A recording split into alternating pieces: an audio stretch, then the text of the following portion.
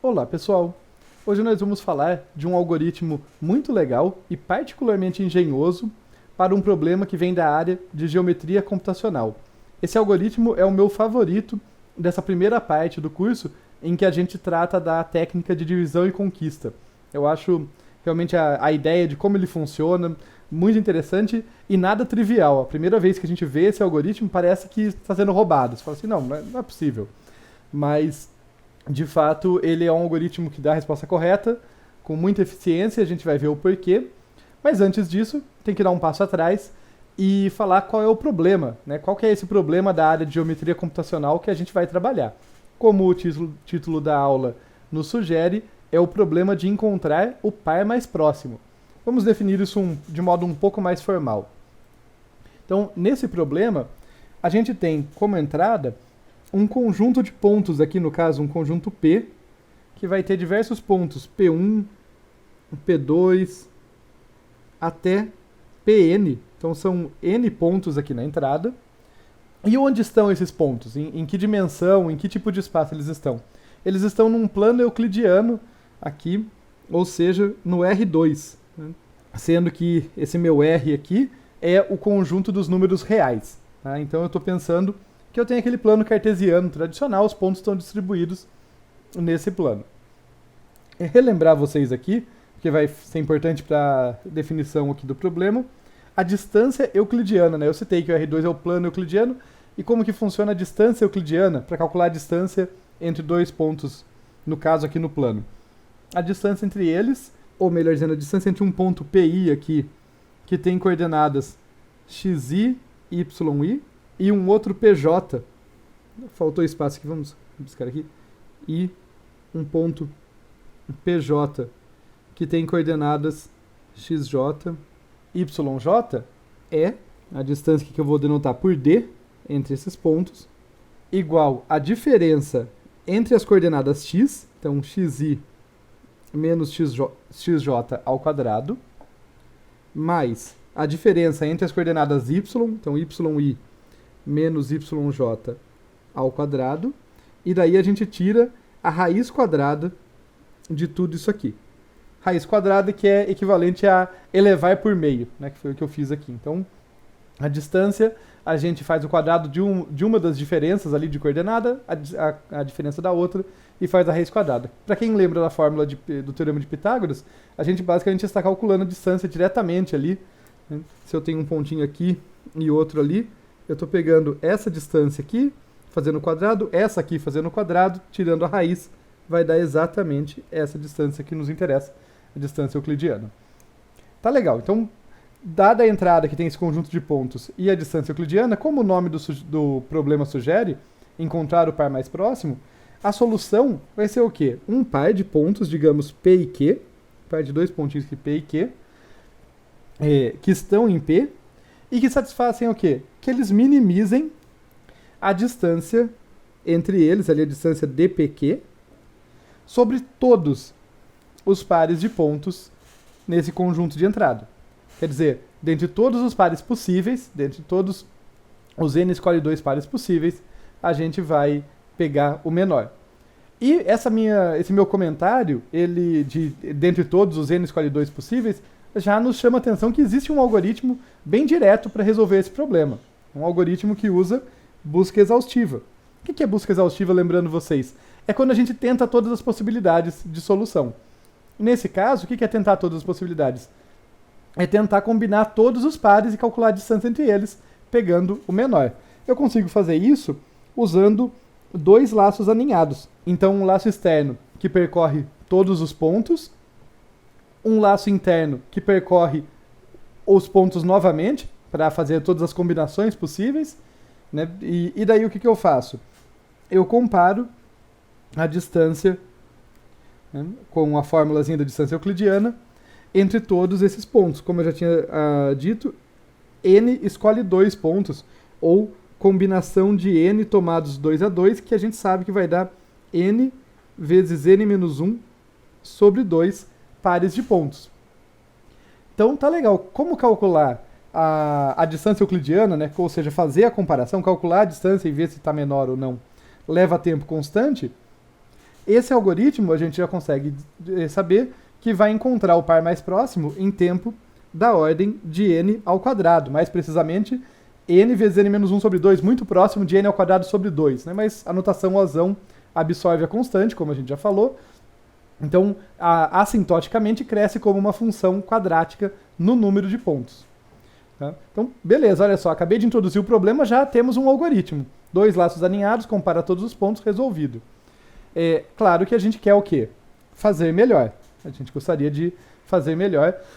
E é isso que a gente vai tentar fazer a partir de agora, usando a técnica de divisão e conquista. Afinal, a gente está no bloco de divisão e conquista, a gente vai ver como dividir esse espaço aí dos pontos em subproblemas, né? E eu vou começar relembrando vocês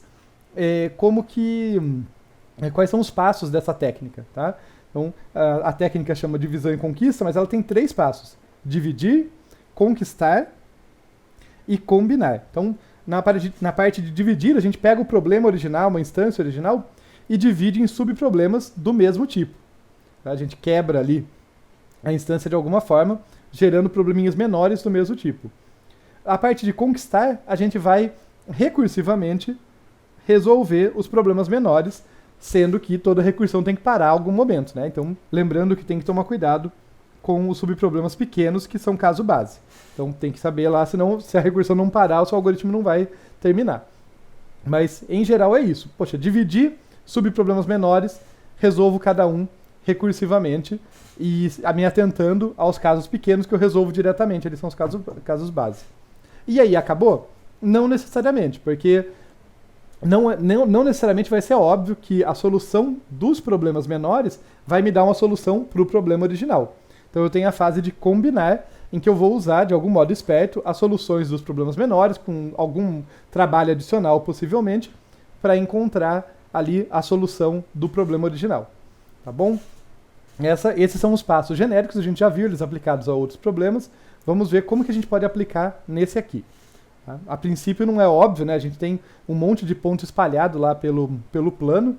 Como que a gente vai fazer isso? Eu vou entrar em detalhes mais técnicos agora, começar a entrar nesses detalhes mais técnicos, mas antes de fazer isso eu quero só dar a ideia geral, que eu acho que é legal a gente ter uma ideia assim, sabendo para onde que a gente vai. Então pensem aqui comigo que a gente tem um monte de pontinhos no plano, e a ideia da técnica de divisão e conquista, ela envolve achar um jeito de dividir em subproblemas. Uma coisa que eu poderia fazer, só para passar a ideia para vocês, é chegar aqui e falar, olha, vamos achar uma coordenada aqui, uma maneira de dividir esses pontos. Tá? Eu poderia dividir de várias formas, né? Sei lá, eu podia fazer assim. Mas não parece muito prático uma coisa mais simples para fazer a divisão. Já que eu estou num plano, eu estou no R2, lembrando vocês, né? Então eu tenho o eixo X aqui e o eixo Y aqui. Eu posso, de repente, pegar uma certa coordenada, digamos, do X e dividir todo mundo em relação a ela. Então eu passo uma linha aqui, passo um traço aqui, e daí todo mundo aqui vai estar num subproblema e todo mundo desse lado vai estar em outro subproblema. Tá? Então só pra gente... Aqui eu não quero que vocês entendam isso completamente, é só a ideia original, o que a gente está caminhando. Olha, eu tenho que achar um jeito esperto de dividir as coisas. Tá? Então esse é um caminho. Eu posso olhar para esse plano e pensar em como dividir ali. Tá? Então, tendo essa ideia em mente, vamos começar, como eu falei, algumas coisinhas mais técnicas. Então, para colocar aqui alguma estrutura na instância, a gente vai criar 2 cópias do nosso conjunto P, daquele conjunto de pontos P. Eu vou chamar uma delas carinhosamente de Px e a outra de Py. Tá? E o que essas cópias têm de especial? Aqui indicado pelo subscrito delas x e y, é que Px vai ser ordenada pelas coordenadas x dos pontos. E Py é ordenada pelas coordenadas y dos pontos. Tá? Então, são os mesmos pontos, eu não vou mudar quem são os pontos que estão ali em Px e Py. Se eu pensar neles enquanto conjuntos, Px e Py são idênticos a P. Mas como na implementação ali eu vou pensar que eles têm uma ordem, né, que é um vetor que eu vou percorrer numa certa ordem, Px está numa ordem, Py vai estar em outra, ali de modo crescente, ali no ordenado de modo crescente pela coordenada x e o outro pela coordenada y dos pontos. E a primeira observação aqui é que esse procedimento vai levar quanto tempo? Vai levar tempo da ordem de n log n. Sendo n aqui o número de pontos, a gente sabe que a gente tem algoritmos de ordenação muito eficientes que ordenam em tempo n log n. Então, eu rodo uma vez para o px, usando como chave ali, como critério na ordenação, a coordenada x dos pontos, coloco eles na ordem desejada, rodo outra vez meu algoritmo no py, usando como chave as coordenadas y, daí eu ordeno de outra forma, e beleza, duas rodadas de um algoritmo de ordenação em tempo da ordem de n log n estão ordenados. Fiz essa preparação inicial. E para dar uma intuição para vocês aqui do porquê que ordenar é legal, porque né, eu estou tirando isso da cartola, eu já vou dizer que, em geral, até deixei aqui mais para baixo, eu vou fazer na ordem contrária, uma observação de que ordenar elementos da entrada, aqui, ordenar os elementos da entrada, costuma ser uma boa estratégia em diversos problemas. Tá? É uma tentativa que vocês podem fazer. Se vocês se depararem com um problema ao acaso aí e tiverem que resolver alguma coisa não trivial, vocês podem se perguntar, será que ordenando fica mais fácil? Quando você ordena, às vezes, como eu falei lá em cima, você dá alguma estrutura para o problema, para a instância, e daí você consegue pensar em maneiras mais interessantes de funcionar, de projetar seu algoritmo.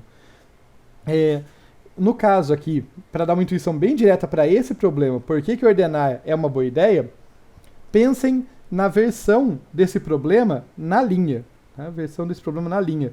Ou seja, dimensão R. Né? Eu estou pensando no caso em que todos os meus pontos estão aqui em cima de um único eixo. Eu tenho meus pontinhos aqui todos em cima de um único eixo aqui. Tá bom? No caso, vamos dizer só do eixo X. Cada ponto só tem uma coordenada. Esse problema aqui, encontrar o par mais próximo na linha, ainda tem n escolhe 2, que a gente sabe que é da ordem de n ao quadrado, né? Aproximadamente n sobre 2, n ao quadrado sobre 2 pares, para comparar. Então, se eu for fazer uma busca exaustiva, nesse caso, eu ainda gastaria tempo quadrático. No entanto, observem aqui um instante, né? Observem na linha. Parece que esse problema é difícil na linha, achar o par mais próximo? Na linha não, né? Se eu olho para a linha com os pontos já ordenados, indo da esquerda para a direita, né? O ponto que tem a coordenada x mais, a menorzinha aqui, o próximo e assim por diante. Se eu quero encontrar o par mais próximo, eu sei o quê? Que o par mais próximo vai ter que ser necessariamente um par adjacente. Né? Nunca vai fazer sentido, não faz sentido eu imaginar que o par mais próximo pode, por exemplo, ser esses dois pontos que eu destaquei aqui. Né? Porque, obviamente, esse ponto da esquerda está ainda mais próximo desse aqui, que está no meio. E a mesma coisa aqui. Né? Então, não faz nenhum sentido eu imaginar que um par mais próximo não vai ser adjacente. No caso da linha, tá? É um problema mais simples. Então, nesse caso, fica claro que se eu pegar e ordenar os pontos, nessa versão do problema da linha, se eu ordenar os pontos, daí, com uma passada em tempo linear, só olhando os adjacentes, eu consigo resolver o problema. Tá? E eu aqui meti os pés pelas mãos, porque eu percebi depois que eu tinha deixado aqui um quiz para vocês, né? A ideia era só comentar, olha, a gente consegue resolver de modo muito mais simples, uma única passada ali no vetor, uma vez que ele esteja ordenado, que os pares estejam ordenados, na linha esse problema é muito fácil, eu resolvo em tempo linear. Por quê?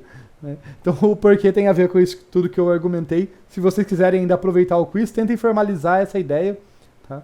De por que os adjacentes são sempre os candidatos óbvios para encontrar o par mais próximo, mas de todo modo ficamos por aqui. Então a gente vai usar divisão e conquista, a gente quer dividir de alguma forma ali, provavelmente seguindo aquela sugestão que eu dei ali do meu espaço, metade dos pontos de um lado, metade do outro. Para facilitar isso, para facilitar a manipulação desses pontos, a gente criou px e py, que estão ordenados respectivamente com a coordenada x e com a coordenada y, e a gente tem uma suspeita de que essa ordenação vai ser útil para fazer as coisas, porque o problema fica muito mais simples, pelo menos na linha, ele fica muito mais simples quando está ordenado. Vamos ver no plano.